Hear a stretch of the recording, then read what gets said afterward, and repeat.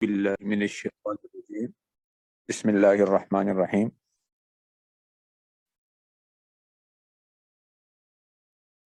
آیت نمبر 53 کے بعد 54 پہلے ترجمہ ذرا دیکھ لیں۔ پہلے بھی میں نے اس کا ترجمہ کیا تھا۔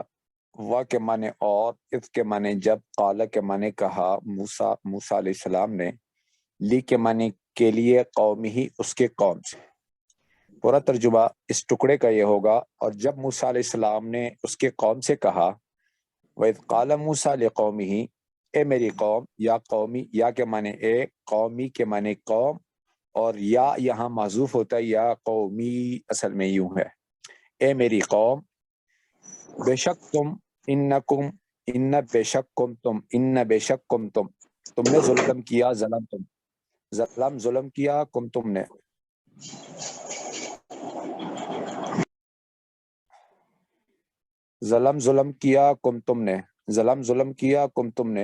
تم نے انفسا جانو تمہارے۔ پورا ترجمہ، تم نے اپنے جانوں پر ظلم کیا، بے شک، انکم ظلمتم انفسکم، بعض عربی کے معنی ساتھ، اتخاذ بنانا، پکڑنا، تم نے العجلہ بچڑے کو پکڑنے کے بعد، یعنی یہاں پر الہن محذوف، خدا بنانے کے بعد الہن محذوف ہے۔ فا کے معنی پس، توبو تم رجوع کرو، توبہ کرو، الا طرف، بارے پیدا کرنے والا خالق کم تمہارا۔ پورا ترجمہ اس ٹکڑے کا یہ ہوگا، تم اپنے خالق کی طرف رجوع کرو، توبہ کرو، فتوبو الی باریکم، تمہارا توبہ کیا ہے؟ فا کے معنی پس، اقتلو تم قتل کرو، انفس جانو کم تمہارے، اقتلو انفسکم تم اپنے جانوں کو قتل کرو، فاقتلوا انفسکم تم اپنے جانوں کو قتل کرو، فاقتلوا انفسکم تم اپنی جانوں کو قتل کرو۔ ذالکم وہ خیر بہتر، لکم تمہارے لیے۔ پورا ترجمہ اس ٹکڑے کا یہ ہے، وہ تمہارے لیے بہتر ہے یہ اپنے کو قتل کرنا۔ ذالکم خیر لکم، کے معنی کے لیے، کم تم، عند پاس، باری خالق کم تمہارے، عند باریکم تمہارے پیدا کرنے والے کے ہاں۔ فا کے معنی پس، شروع بھی ہو گئی۔ فا کے معنی پس، تابہ رجوع کی، اس نے توبہ کی، علیکم تم پر، علیہ پر، کم تم، فا پس، تابہ اس نے توبہ کی، علیکم تم پر، یعنی تمہارے توبہ کو قبول کیا، فتاب علیکم، بے شک وہ، انہو یقیناً، بے شک وہ التواب بار بار توبہ قبول کرنے والا، الرحیم نہایت مہربان ہے۔ پورا ترجمہ اس ٹکڑے کا یہ ہے، یقیناً وہی تو بار بار توبہ قبول کرنے والا مہربان ہے، یقیناً وہی بار بار توبہ قبول کرنے والا مہربان ہے، انہو هو التواب الرحیم۔ آگے دو آیتوں کا اور ترجمہ دیکھ لیں۔ واو کے معنی اور، اذ کے معنی جب، قلتم تم نے کہا، یا موسیٰ اے موسیٰ، لن ہرگز نہیں، نؤمن ہم تصدیق کریں گے، نؤمن ہم ایمان لائیں گے، ہم تصدیق کریں گے، لکا آپ کے لیے، اور جب تم نے کہا، وَإِذْ قُلْتُمْ اے موسیٰ، یا موسیٰ، ہرگز ہم آپ کی تصدیق نہیں کریں گے، لن نؤمن لکا، لکم تمہارے لیے، اور لکا آپ کے لیے۔ یہ مائک سارے بند کر لو، اللہ پاک جزائے خیر دے دیں، مائک نہیں کھولنا اللہ پاک۔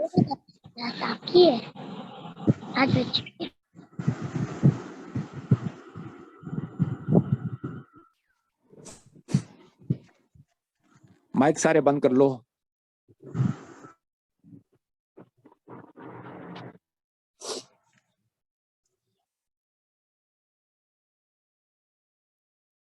اور جب تم نے کہا، وَإِذْ قُلْتُمْ اے موسیٰ ہم ہرگز آپ کی تصدیق نہیں کریں گے، لن نؤمن لکا، یہاں تک کہ ہم اللہ کو سامنے نہ دیکھے، حتی یہاں تک، نرا ہم دیکھے، اللہ جہرتاً سامنے، نرا ہم دیکھے، اللہ جہرتاً سامنے۔ پس اخذت پکڑ لیا، تمہیں، الصاعقۃ چیخ نے، یا آواز نے، یا آگ نے، اس کا ترجمہ آئے گا، ویسے آواز سے اس کا ترجمہ کیا گیا ہے۔ وہ کے معنی اور، انتم تم، تنظرون دیکھ رہے تھے، یہاں تک کہ ہم اللہ کو سامنے دیکھے، حتی نر اللہ جہرتاً، تم ایک چیخ نے پکڑ لیا، فاخذتکم الصاعقہ، اور تم دیکھ رہے تھے، وانتم تنظرون، ثم پھر، بعثنا ہم نے اٹھایا، बास उठाया ना हमने कुम तुम्हें, सुम्मा बासनाकुम फिर हमने तुम्हें उठाया, मिन से बादी बाद मौती मरने कुम तुम्हारे, फिर हमने तुम्हें मौत के बाद दोबारा जिंदा किया, सुम्मा बासनाकुम मिन बादी मौतिकुम शायद तुम शुक्रगुजार बन जाओ, लअल्लकुम तशकुरून लअल्ल शायद कुम तुम तशकुरून तुम शुक्रगुजार बन जाओ। बनी इसराइल पर इनामात का सिलसिला चल रहा था। कुरान मजीद के अंदर फद्दलतुकुम अलल आलमीन के अंदर अल्लाह पाक ने इज्तिमाई तौर पर बयान फरमाया, इजमाली तौर पर, इज्तिमाई नहीं, इजमाली तौर पर बयान फरमाया कि अल्लाह पाक ने बनी इसराइल से कहा मैंने तमाम जहानों वालों पर तुम्हें फजीलत दी। तो उसको आप पहला इनाम कहें, अगर उसको पहला इनाम कहे तो ये छठा इनाम है, और अगर उसको पहला इनाम शुमार न करे तो ये पांचवा इनाम है इस आयत के अंदर। यानी गोया के आयत यूं है, वज़कुरू निअमती, तुम मेरी नियामत को याद करो, इफ़ क़ाल मूसा लिक़ौमिही, जब बाज़ उलमा ने लिखा कि यहाँ से तो बनी इसराइल पर इनामात नहीं बल्कि बनी इसराइल को कत्ल करने का हुक्म हो रहा है, तो ये इनाम कैसा? लिहाजा इसका ताल्लुक माकबल से नहीं, लेकिन ये बात ठीक नहीं है, ये बात ठीक नहीं है। ठीक क्या है कि ये बनी इसराइल पर बहुत बड़ा इनाम है कि बनी इसराइल को इर्तिदाद के बाद जो सजा दी गई दुनिया में दी गई, और दुनिया की सजा आखिरत के मुकाबले में कम है। इसलिए जो इस तौबे के अंदर कत्ल किए गए अल्लाह पाक ने उनको शुहदा का दर्जा दिया, और जो बच गए उनकी तौबा कबूल हो गई, क्योंकि इसमें 70,000 मारे गए थे। तो इर्तिदाद के बाद मैंने बताया कि इस्लाम ने 3 मौकों पर कत्ल करने का हक दिया, लेकिन ये काम भी हुकूमत का है, मेरे और आपका नहीं है। अदालत का है, मेरे और आपका नहीं है। अगर किसी का भाई मारता है तो वो अदालत फैसला करेगी कि ये कातिल है और उसको सूली पे लटकाया जाए, ना ये कि हम खुद अदालत बन जाए, हम खुद फैसला करने वाले बन जाए कि हम खुद ही मारेंगे, बदला लेंगे। नहीं, ये काम अदालत का है, ये काम अदालत करेगी, हुकूमत करेगी, वक्त का काजी करेगा। नंबर 1, मुर्तद होने के बाद, इस्लाम से मुर्तद होने के बाद कत्ल। नंबर 2, शादीशुदा जिना कर ले। नंबर 3, कोई किसी को कत्ल कर दे। ये 3 सूरतें।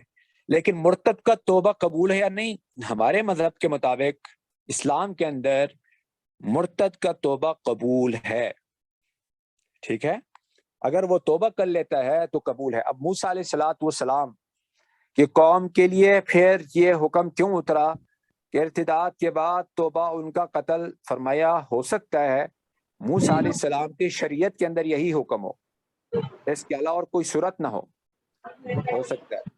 नंबर 2, उनकी शरीयत में यानी मुर्तद की सजा सिर्फ और सिर्फ कत्ल हो। नंबर 2, या खास कर इन लोगों के लिए हो जिन्होंने बछड़े की इबादत की, इसके लिए अल्लाह ने खास तौर पर ये हुक्म उतारा। बड़ी दरखास्त है, अल्लाह पाक आप लोगों को जज़ाए खैर दे। अपना स्पीकर बंद रखें, बड़ी मेहरबानी होगी।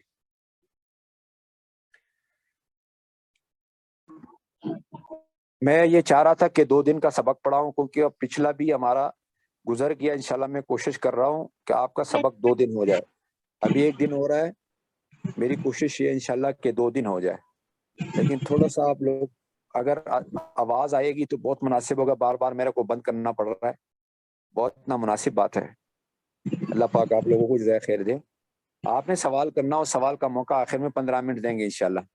कोई भी सवाल हो किसी का, लिख ले अपने पास जो सवाल भी हो,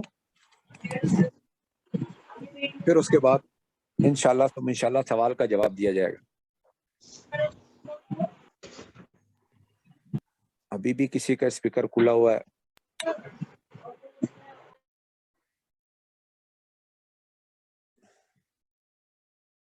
ये रिकॉर्डिंग होती है, फिर उसके बाद रिकॉर्डिंग में आपकी आवाज आएगी, बहुत नामुनासिब होगा और काटना भी बहुत मुश्किल काम है।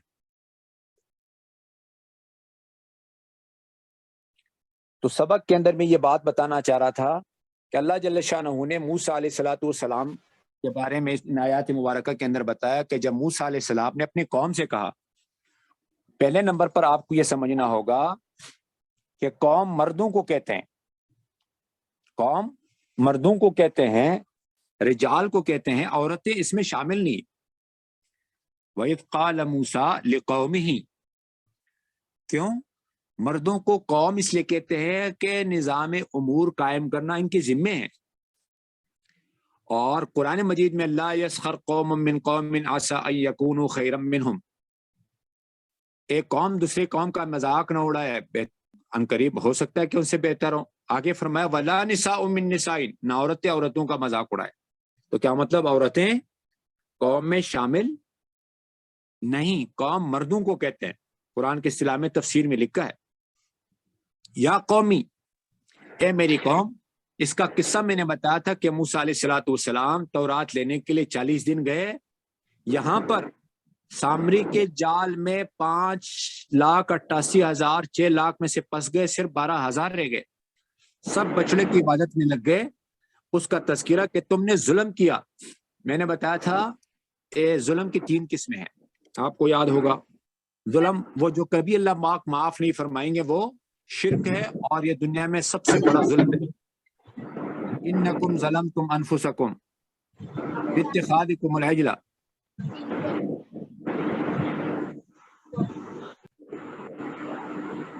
انکم ظلمتم انفسکم باتخاذکم العجل ظلم ان الشرک لظلم عظیم، قرآن میں اللہ نے فرمایا سب سے بڑا ظلم جو ہے وہ شرک ہے، پہلے نمبر کی بات ہے۔ اور دوسرے نمبر کی بات فرمایا وہ ظلم جس کو اللہ کو کوئی پرواہ نہیں، حقوق اللہ۔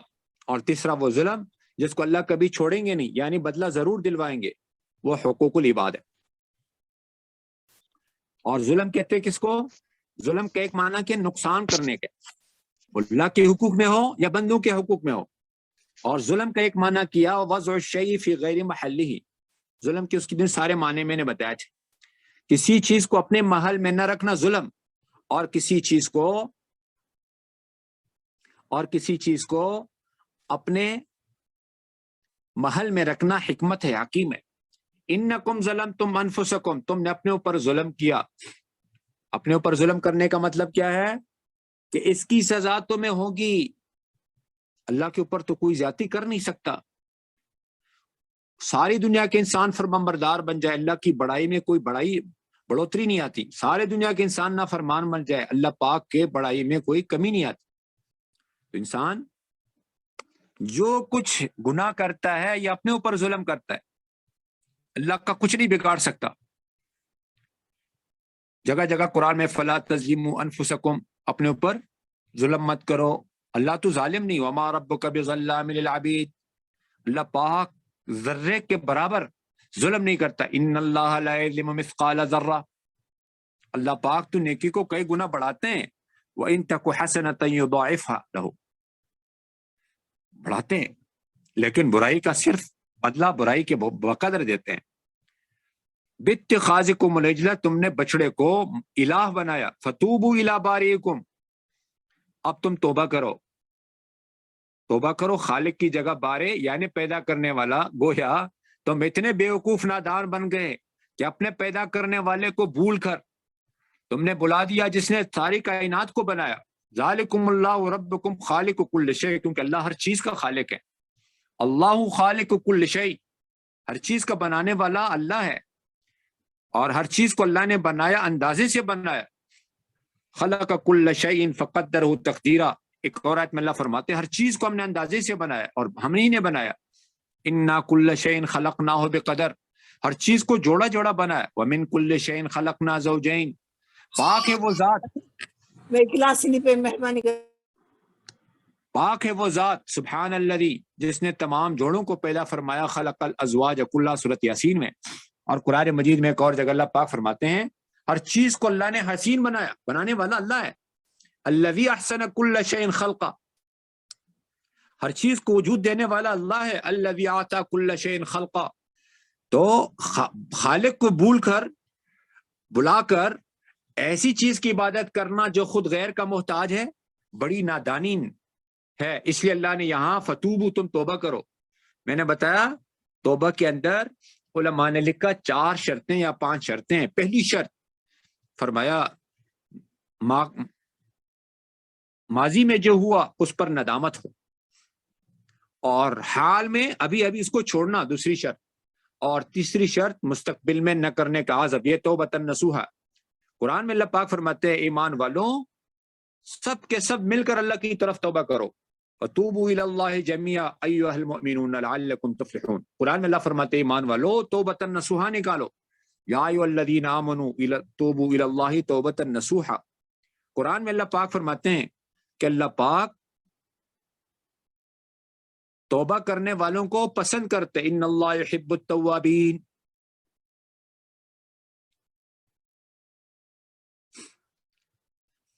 قرآن مجید میں اللہ پاک فرماتے تو توبہ کرنے کا حکم دیا ان کو، اور چوتھی شرط اگر حقوق العباد میں سے کسی کی غیبت کی تو اس سے معافی مانگو، کہا سنا معاف کرو۔ کیا کہو؟ کہا سنا معاف کرو، کہا سنا معاف کرو، جس کی غیبت کی اسے معافی مانگو۔ اور ایک حدیث میں آتا ہے کہ اگر جس کی غیبت کی ہے اس کے لیے استغفار کرو تو تمہارے گناہ معاف ہو جائیں گے۔ اور ایک دعا ہے اللہم انی اتخذ عندک عہدا لن تخلفنی، وہ دعا پڑھو جس کی غیبت کی ہے، اس سے معافی مانگو۔ اور اپنی طرف سے یا اللہ قیامت تک موت تک جتنے لوگ میرے غیبت کریں گے، میرے اوپر بہتان باندھیں گے، یا آج تک جنہوں نے میری غیبت کی مجھ پر بہتان باندھی، میں نے سب کو معاف کر دیا۔ پانچویں شرط علماء نے یہ لکھی کہ صحبت بدلو۔ کیا بدلو؟ جہاں گناہ ہو رہا ہے، جس جگہ آپ سے گناہ ہو رہا ہے، جن کے ساتھ مل کر گناہ ہو رہا ہے، ان کی صحبت چھوڑ دو۔ اصحاب کہف نے غلط ماحول کو چھوڑا، اللہ کی رحمت ساتھ ہوئی۔ وہ جس نے 100 آدمیوں کو قتل کیا، اس نے برے لوگوں کی بستی کو چھوڑا، اللہ نے اس کے توبہ کو قبول فرمایا۔ یہ 5 شرائط ہے توبے کے، علماء نے لکھے۔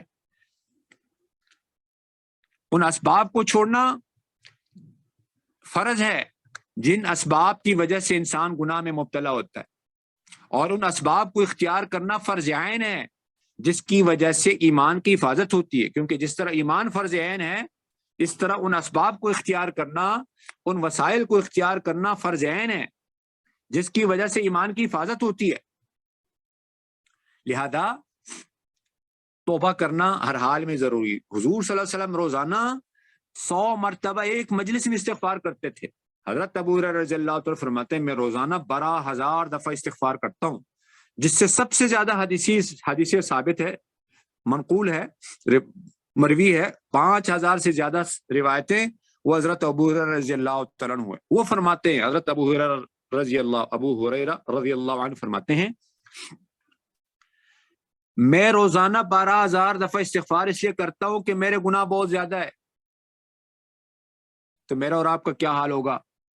تو ان کا توبہ کیا تھا؟ فتوبوا الی بارئکم فاقتلوا انفسکم، تم اپنے آپ کو قتل کرو۔ اپنے آپ کو قتل کرنے کا کیا مطلب ہے؟ علماء نے اس کے مختلف مطلب بیان کیے ہیں۔ پہلا مطلب یہ بیان کیا ہے، غور سے سننا، یہ یعنی تمہیں اپنے آپ کو قتل کرنا یہ تمہارے توبہ کی تکمیل ہوگی۔ یہ ایک قول ہے، باقی قول نہیں ہے، یہ پہلا قول میں بتا رہا ہوں۔ وہ تمہارے توبہ کی تکمیل کیا ہے کہ اس غم سے مر جاؤ کہ ہم نے ایسا کیوں کیا، یا اپنی شہوتوں کو مار دو۔ اس لیے خواہشات کو مار دو، اپنی خواہشات کو، کہ جنت کو اللہ پاک نے ناگواریوں کے ساتھ ڈھانپا ہے۔ جنت میں وہ جائے گا جو دنیا میں ناگواریوں پر زندگی گزارے گا۔ حفت الجنت بالمکارہ، اور شہوتوں پر جو زندگی گزارے گا، خواہشات کی زندگی جو گزارے گا، اس کے لیے اللہ جل شانہ نے جہنم تیار کی ہے۔ وحفت النار بالشہوات، اس لیے قرآن میں اللہ پاک فرماتے ہیں جو اللہ کے سامنے کڑے ہونے سے ڈرتا ہے، وَأَمَّا مَنْ خَافَ مَقَامَ رَبِّهِ، اور نفس کو خواہشات سے روکتا ہے، وَنَهَى النَّفْسَ عَنِ الْهَوَىٰ، جنت اس کا ٹھکانہ ہے۔ فَإِنَّ الْجَنَّةَ هِيَ الْمَأْوَىٰ، اگر 2 جنتیں چاہیے تو کیا کرنا ہوگا؟ 2 جنتیں، ایک جنت نہیں، تو کیا کرنا ہوگا؟ اللہ قرآن میں فرماتے ہیں سورۃ رحمان میں، جس کو 2 جنتیں چاہیے اس کے لیے کام بڑا آسان ہے۔ وہ کام کیا ہے؟ جو اللہ کے سامنے کڑے ہونے سے ڈرتا ہے، اللہ کا خوف۔ وَلِمَنْ خَافَ مَقَامَ رَبِّهِ جَنَّتَانِ، قرآن مجید میں جگہ جگہ اپنا خدا اپنے خواہشات کو مت بناؤ، دل کی چاہت کی زندگی، کیونکہ افرأیت من اتخذ الہہ ہواہ، افانت تکون علیہ وکیلا، ایک اور جگہ فرأیت من اتخذ الہہ ہواہ، کیا آپ دیکھتے نہیں اس آدمی کو جس نے اپنے خواہش کو اپنا خدا بنایا؟ اور نمبر 2، علم کے ہوتے ہوئے اللہ نے گمراہ کیا، وَأَضَلَّهُ اللَّهُ عَلَىٰ عِلْمٍ، علم کے ہوتے ہوئے اللہ نے گمراہ کیا، وَأَضَلَّهُ اللَّهُ عَلَىٰ عِلْمٍ، علم کے ہوتے ہوئے اللہ نے گمراہ کیا، وَأَضَلَّهُ اللَّهُ عَلَىٰ عِلْمٍ وَخَتَمَ عَلَىٰ سَمْعِهِ وَقَلْبِهِ وَجَعَلَ عَلَىٰ بَصَرِهِ غِشَاوَةً فَمَن يَهْدِي مِن بَعْدِ اللَّهِ فَلَا تَذَكَّرُونَ۔ قرآن میں حضور صلی اللہ علیہ وسلم کے بارے میں اللہ نے قرآن میں فرمایا یہ تو خواہش کی بنیاد پر بولتے بھی نہیں تھے، وَمَا يَنطِقُ عَنِ الْهَوَىٰ إِنْ هُوَ إِلَّا وَحْيٌ يُوحَىٰ۔ داؤد علیہ السلام کو اللہ نے حکم دیا، یا داؤد ہم نے آپ کو خلیفہ بنایا، اِنَّا جَعَلْنَاكَ خَلِيفَةً فِي الْأَرْضِ، لوگوں کے درمیان فیصلہ کیجئے، فَاحْكُم بَيْنَ النَّاسِ بِالْحَقِّ، لیکن خیال رکھنا خواہشات کے پیچھے مت چلنا، وَلَا تَتَّبِعِ الْهَوَىٰ، خواہش کا اتباع مت کرو، دل کی چاہت کا اتباع مت کرو۔ فرمایا خواہش کے پیچھے چلنا، خواہش کا ماننا، اس نے اپنا معبود، اپنا خدا، اپنے خواہش کو بنایا۔ زمین میں سب سے بدترین خدا یہی ہے، ابغض الہ عبد فی الارض هو الہویٰ، ابغض الہ عبد فی الارض هو الہویٰ، حدیث ہے۔ سب سے مبغوض ترین خدا جس کی مانی جاتی ہے دنیا میں، زمین کی اوپر، وہ کیا ہے؟ انسان کا خواہش ہے، خواہش۔ کپڑے کیوں لیے اس طرح کے؟ دل چاہتا ہے۔ اس طرح کا گھر کیوں بنا رہا ہے؟ دل چاہتا ہے۔ اس طرح کا کھانا کیوں کھا رہا ہے؟ دل چاہتا ہے۔ سو کیوں رہا ہے؟ دل چاہتا ہے۔ پانی کیوں پی رہا ہے؟ دل چاہتا ہے۔ نہیں، کھانا کھا رہا ہوں اللہ کا حکم ہے، پانی پی رہا ہوں اللہ کا حکم ہے، لباس بنایا اللہ کا حکم ہے، گھر نبی کے طریقے سے بناؤں گا، اپنی مزاج پر نہیں،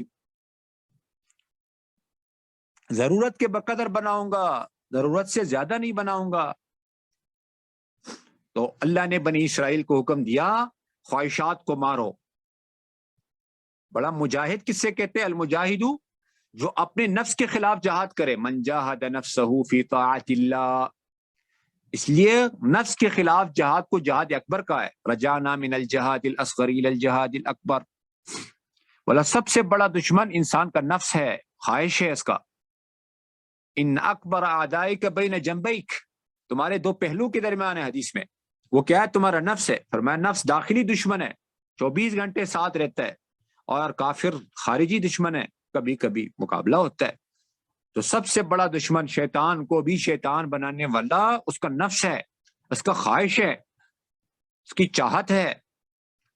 اس لیے فرمایا جہنم کو چاہتوں کے ساتھ ڈانپا گیا۔ اور قرآن مجید میں اللہ پاک فرماتی ہے دین جو آیا ہے یہ نفس کے خلاف آیا۔ افکلما جاءکم رسول بما لا تہوی انفسکم، ہر نبی جو دین لے کر کے آیا یہ خواہش کے مقابلے میں، کیونکہ اللہ نے خواہش بھی رکھی۔ فرشتے معصوم ہے لیکن انسان فرشتوں سے افضل ہے، اسی وجہ سے انسان کو فرشتوں سے سجدہ کرایا۔ کیوں افضل ہے؟ کہ فرشتوں کے اندر کوئی خواہش اللہ نے نہیں رکھی، یہاں خواہش اور حکم کا مقابلہ کر رہا ہے انسان۔ اس لیے بنی اسرائیل کو ایک حکم یہ دیا گیا، ایک تفسیر کے مطابق یہ ہے، تفسیر بیضاوی کے اندر لکھا ہے کہ تمہارے توبہ کی تکمیلہ اور تتمہ کیسے ہوگی؟ غم سے مر جاؤ، خواہشات کو مار دو۔ اس لیے کہا گیا ہے جو اپنے آپ کو عذاب نہیں دے سکتا، من لم يعذب نفسہ، اپنے نفس کو، اس کو کبھی جنت کی نعمتیں نہیں ملے گی۔ لم ینم، وہ اس نفس کو کبھی نعمتیں نہیں دلا سکتا۔ لم ینعمھا، آپ کو معلوم ہے فرمایا جو جس لین کی مشقت برداشت نہیں کر سکتا وہ اس لین کی راحتیں نہیں پا سکتا۔ مثال کے طور پر ایک آدمی انجینئر بننا چاہتا ہے لیکن وہ روزانہ اسکول جانے، کالج جانے، یونیورسٹی جانے کی مشقت برداشت نہیں کر سکتا، استاذ کی کڑوی کسیلی نہیں برداشت کر سکتا، وہ کبھی انجینئر نہیں بنے گا۔ ایک آدمی تاجر ہے اور وہ تجارت کی لین کی مشقتیں، تکلیفیں نہیں اٹھا سکتا، وہ کبھی تجارت کے لین کے فائدوں کو حاصل نہیں کر سکتا۔ اور ایک آدمی باغ لگانا چاہتے ہیں لیکن مشقت نہیں اٹھانا چاہتے ہیں، اس کو کبھی بھی باغ کے فوائد نہیں ملیں گے۔ ایک آدمی جنت چاہتا ہے اور جنت کے راستے کی مشقتوں کو، تکلیفوں کو، خواہش کے خلاف چلنے کو نہیں اٹھا سکتا، اس سے کبھی جنت نہیں ملے گی۔ وَمَن لَمْ يَقْتُلْهَا لَمْ يُحْيَا، عربی میں کہا جاتا ہے جو نفس کو قتل نہ کرے وہ اس سے زندگی بھی نہیں دے سکتا۔ تو ایک مطلب تو اس کا یہ ہوا، تفسیر میں لکھا ہے، تفسیر بیضاوی کے اندر اس کا ایک مطلب یہ ہے کہ اپنے نفس کو قتل کرو، اپنے نفس کو قتل کرو. انفسکم سے مراد جان نہیں، نفس کو قتل کرو. نفس کو قتل کرنے کا مطلب خواہشات کو، اپنی خواہشات کو مارو. نفس کو قتل کرنے کا مطلب اپنی خواہشات کو مارو. اور یہ خواہشات کو مارنا بہت مشکل ترین کام ہے، کیونکہ جتنی برائیاں ہیں ان سب پر ابارنے والا انسان کا نفس ہے. اور اللہ قرآن میں فرماتے ہیں جس نے نفس کا تزکیہ کیا وہ کامیاب ہو گیا. قد افلح من تزکا، ایک اور آیت میں قد افلح من زکاہا وقد خاب من دساہا. جس نے نفس کا تزکیہ کیا. نفس کو پاک کرنا بڑا آسان کام نہیں. دوسرا مطلب اس کا ہے فقتلوا انفسکم، تم آپس میں ایک دوسرے کو قتل کرو جنہوں نے بچڑے کی عبادت کی. ایک مطلب اس کا یہ ہے. لیکن بعض نے کہا اس کا مطلب ہے کہ اپنے آپ کو مارو یعنی خودکشی کر لو. بولے یہ مطلب صحیح نہیں، بولے مطلب صحیح نہیں. دوسرا قول کیا ہوا کہ بعض کو حکم ہوا کہ بعض کو قتل کرے. تیسرا مطلب اس کا یہ ہوا کہ جنہوں نے بچڑے کی عبادت نہیں کی ان کو حکم ہوا کہ ان کو قتل کرے جنہوں نے بچڑے کی عبادت کی. اور ایک قول کے مطابق جنہوں نے روکا نہیں، موجود تھے، ان کو حکم ہوا کہ ان کو قتل کرے جنہوں نے عبادت کی. اور ایک قول کے مطابق وہ 70 جو حضرت موسیٰ علیہ السلام کے ساتھ تورات لینے گئے تھے ان 70 کو حکم ہوا کہ جنہوں نے عبادت کی ان کو قتل کرے. اب قتل کرنا شروع ہوا، فرمایا ہاتھ بھی نہیں اٹھانا، اور نمبر 2 اوپر بھی نہیں دیکھنا جو تمہیں مار رہے ہیں ان کی طرف. تو بنی اسرائیل نے کہا کیسے ہم ایک دوسرے کو مارے، اس میں تو ہمارے بھائی والد نظر آ رہا ہے. تو اللہ پاک نے ایک سیاہ رنگ کا بادل بھیجا اور قتل کرنا شروع ہوئے. وہ چیخ اٹھے. موسیٰ علیہ السلام اور ہارون علیہ السلام نے اللہ سے دعا کی، شام تک ایک دوسرے کو قتل کرتے رہے. اللہ کا حکم آیا کہ اب جنہوں نے قتل کیا، جو قتل ہوئے وہ تو شہید ہے، اور جو بچ گئے ان کا توبہ قبول ہے کیونکہ انہوں نے اپنے آپ کو قتل کے لیے پیش کیا ہے، لہذا ان کو شہداء کا درجہ میں نے دیا. اے موسیٰ آپ رونا مت. ایک حدیث میں، ایک روایت میں، تفسیر میں، رونا مت، ان کو ہم نے شہداء کا درجہ دیا، وہ ہمارے پاس زندہ ہے، انہیں رزق دیا جا رہا ہے، اور جو باقی بچے ان کا میں نے توبہ قبول کر لیا. تو 70,000 قتل ہوئے، 70,000 قتل ہوئے. تو فقتلوا انفسکم فرمایا یہ سبب ہے. اب فرمایا ان آیتوں کے اندر اللہ پاک نے یہ بتایا کہ سب سے بڑا گناہ کیا ہے، شرک. سب سے بڑا گناہ کیا ہے؟ اچھا، اس بڑے گناہ سے جان خلاصی کے لیے سب سے بڑی نعمت جو اللہ پاک نے دی دین میں، وہ گناہ سے توبہ ہے. کتنا ہی بڑا گناہ ہو جائے توبہ کر لے اللہ معاف کر دیتے ہیں. 100 آدمیوں کے قاتل کو بھی اللہ نے معاف کیا ہے. فاحشہ عورت تھی، صرف پیاسے کتے کو پانی پلایا، پتہ نہیں کون سا عمل قبول ہو جائے، اللہ نے اس کا بھی توبہ قبول کر کے اس کو جنت عطا فرمائی. اور ایک حدیث کے اندر آتا ہے ترمذی شریف کی روایت میں کہ ایک آدمی تھا جس نے زندگی بھر کوئی خیر کا کام نہیں کیا، لم یعمل خیرا قط، کوئی نیکی کیا ہی نہیں، صرف ایک کانٹے دار ٹہنی یا کانٹا راستے سے ہٹایا. اس عمل کی وجہ سے اللہ پاک نے ان کے توبے کو قبول فرمایا، ان کو قبول فرما کر جنت میں بھیج دیا. یہ ایک عمل قبول ہو گیا. ایک بزرگ کے بارے میں آتا ہے کہ آپ کو اپنی زندگی کا کون سا عمل کام آیا؟ بولا میں ایک دفعہ لکھ رہا تھا وہ لکڑی کے قلم سے سیاہی لی، مکھی آ کر بیٹھ گئی. آواز اسپیکر بند کرو، اسپیکر بند کرو، اللہ پاک جزائے خیر دیں.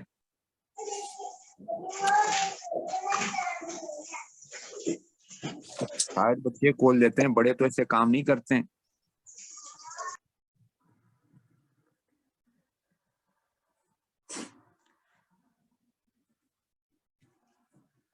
دوبارہ بند کرنا پڑتا ہے، اللہ معاف فرمائے. تو فرمایا آپ کا کون سا عمل پسند اللہ کو ہے؟ بولا مکھی آ کے بیٹھ گئی، میں نے قلم روک دی، مکھی نے پانی پی لیا، اس عمل کی وجہ سے میری مغفرت ہو گئی، باقی جتنا زندگی میں پڑھایا اس کا تو یہاں کوئی پوچھنا ہی نہیں ہوا.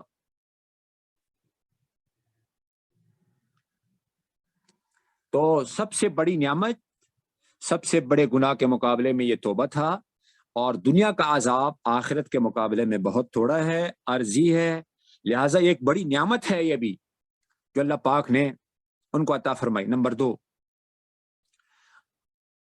دوسرا انعام اس آیت کے اندر یہ ہے کہ سب بالکل یہ ختم نہیں ہوئے، 5,88,000 میں سے صرف 70,000 شہید ہوئے، باقی سب بچ گئے، یہ بھی اللہ کا انعام تھا۔ نمبر 3، حضور صلی اللہ علیہ وسلم کے زمانے میں جو موجود ہے ان سے کہا جا رہا ہے تمہارے اوپر اللہ کا احسان ہے، اگر تمہارے سارے 5,88,000 مر جاتے آج تم بھی نہ ہوتے۔ نمبر 3، کہ حضور صلی اللہ علیہ وسلم کے زمانے میں جو یہودی موجود ہے ان سے کہا جا رہا ہے کہ تمہیں توبے کے لیے قتل کا حکم نہیں دیا جا رہا ہے، بلکہ اپنے کفر سے باز آ جاؤ، اللہ پر ایمان لاؤ، لہذا تمہارا توبہ قبول ہوگا، جو اللہ کا انعام ہے۔ نمبر 4، حضور صلی اللہ علیہ وسلم کی امت کو، نمبر 5، حضور صلی اللہ علیہ وسلم کی امت کو ترغیب دی جا رہی ہے، اے امت محمدیہ صلی اللہ علیہ وسلم، تمہارے اوپر کتنا بڑا احسان اللہ کا، تم گناہ کرتے ہو، تم سے شرک ہو جاتا ہے، لا الہ الا اللہ پڑھو تمہارا شرک معاف ہے۔ شرک کیا ہو جاتا ہے؟ ایک بزرگ نے کہا مرتے وقت، کیا کہا ذرا جملہ یاد رکھنا، بہت اہم جملہ کہا اس نے، یا اللہ میں نے زندگی بھر کبھی شرک نہیں کیا آپ کے ساتھ۔ غیب سے آواز آئی، کیوں فلاں دن تم نے نہیں کہا؟ میں نے دودھ پیا تھا جس کی وجہ سے میرے پیٹ میں درد ہوا۔ ڈاکٹر کے پاس جاؤ، سب سے پہلے کیا پوچھتا ہے؟ رات کو کیا کھایا تھا؟ پیٹ خراب ہو گئی۔ ظالم یہ نہیں پوچھتا کہ رات کو کون سا گناہ کیا تھا، کیونکہ جتنی بیماریاں ہے یہ سب گناہوں کی وجہ سے انسان کے اوپر آتی ہے۔ اسماء بنت ابی بکر رضی اللہ تعالیٰ فرماتی ہیں میرے سر کا درد بھی میرے گناہوں کی وجہ سے، ٹوکر بھی گناہوں کی وجہ سے لگتی ہے، والدین کا بیٹے جب نافرمان ہو جائے یہ بھی گناہوں کی وجہ سے ہوتا ہے، میاں بیوی میں اختلاف بھی گناہوں کی وجہ سے آتا ہے۔ قرآن میں ہے کہ جب انسان دین کو چھوڑتا ہے فَبِمَا نَقْضِهِم مِيثَاقَهُمْ، نصارہ کے بارے میں اللہ نے فرمایا فَلَمَّا نَسُوا مَا ذُكِّرُوا بِهِ مِنَ الَّذِينَ قَالُوا إِنَّا نَصَارَىٰ أَخَذْنَا مِيثَاقَهُمْ فَنَسُوا حَظًّا مِمَّا ذُكِّرُوا بِهِ، تھوڑا سا حصہ انہوں نے چھوڑ دیا دین سے، تو اللہ پاک فرماتے ہیں قیامت تک ہم نے ان کے درمیان دشمنیاں، القینا بینہم العداوۃ والبغضاء الی یوم القیامہ، قیامت تک ہم نے ڈال دی دشمنیاں۔ نفرتیں گناہوں کا نتیجہ ہے، نافرمانیاں، حتیٰ کہ گاڑی کا صحیح نہیں چلنا ساتھ یہ بھی نافرمانی گناہ ہے، یہ بیماریاں سارے گناہوں کی وجہ سے ہے۔ لیکن ڈاکٹر کیا پوچھتا ہے، ہم کیا کہتے ہیں پیٹ کیوں خراب ہوا آپ کا؟ ارے میں نے وہ بریانی کھائی تھی۔ استغفر اللہ، شرک ہے، اللہ نے خراب کی۔ کیسے خراب کی؟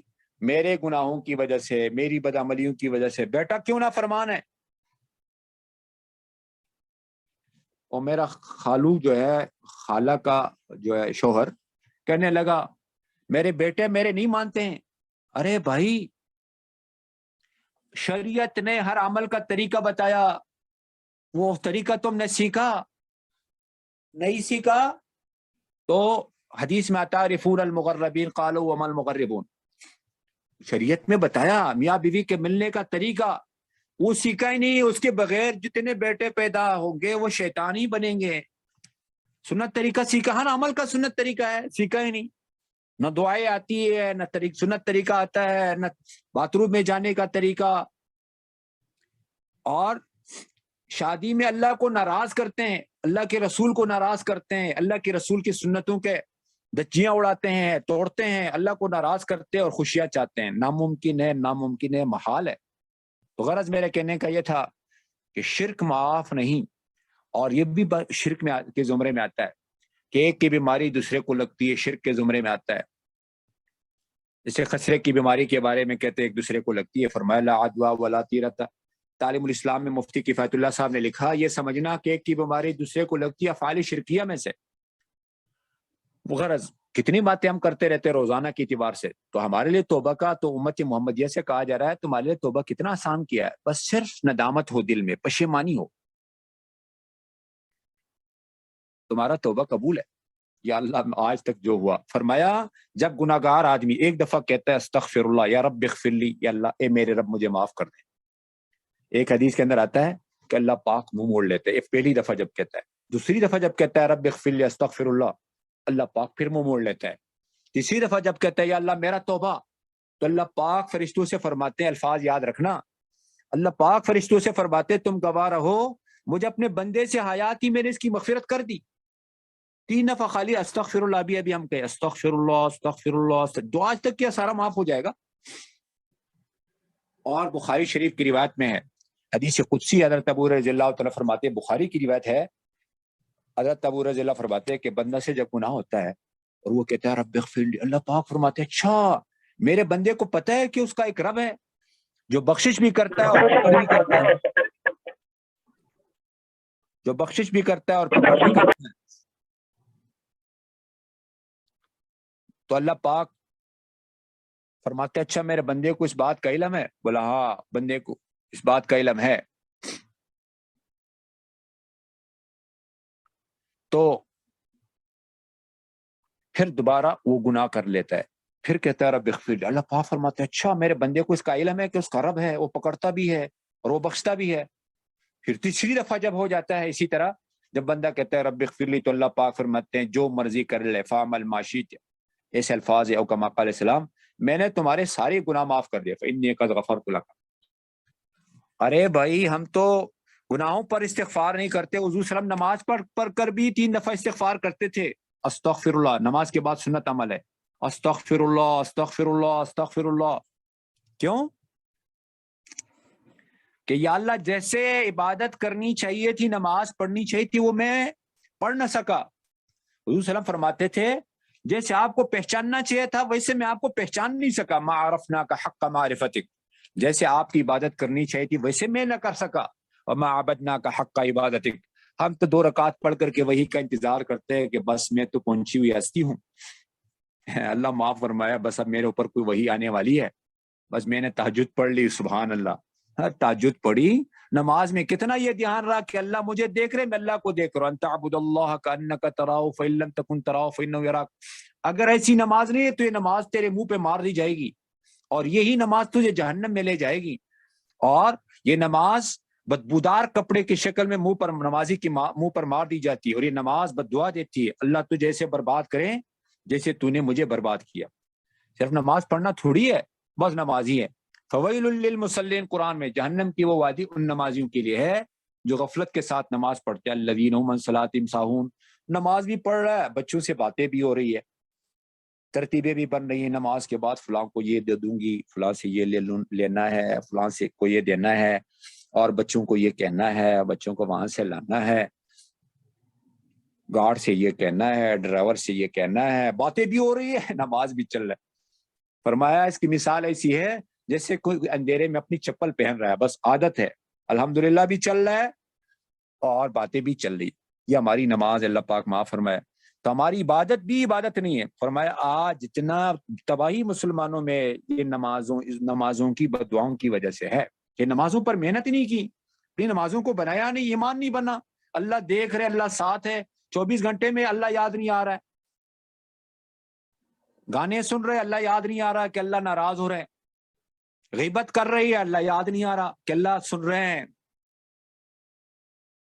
قرآن میں نا کہ ایک عورت حضور صلی اللہ علیہ وسلم سے شکایت کرنے لگی، قد سمع اللہ، 28واں پارہ شروع ہوتا ہے، قد سمع اللہ قول التی تجادلک، وہ آپ سے جھگڑ رہی فی زوجہا وتشتکی الی اللہ، ہاں اللہ سے شکایت کر رہی ہے، عورت ہیں، واللہ یسمع تحاورکما، اللہ تم دونوں کی بات سن رہے ہیں نبی جی، اینما تکونوا یاتی بکم اللہ جمیعا۔